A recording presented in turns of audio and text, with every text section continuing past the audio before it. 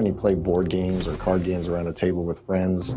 You have all these interesting social dynamics like trust and betrayal and deception and all these things, the way the players are interacting and outthinking one another. And you don't really get that in online video games. So how can we capture that? That led us to Werewolves Within, where you're villagers around a table and you're trying to figure out who the werewolves are, and you're sitting there. It's like playing a card game, but in a way that was never possible before VR. Werewolves Within is set in the village of Galveston, and Galveston has a bit of a problem. It is infested with werewolves.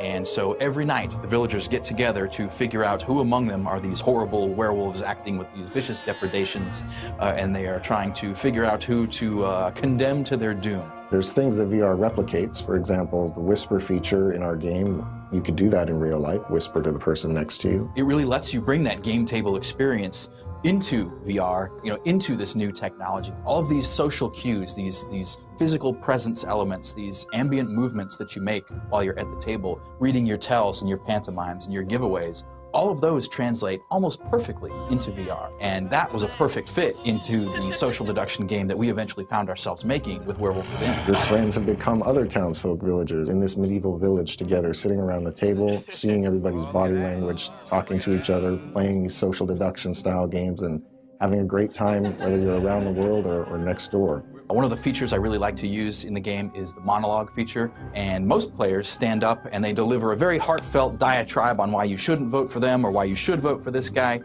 Usually I like to use it just to shut everyone up, and I'll cross my arms, standing up silently, and just shake my head in disapproval.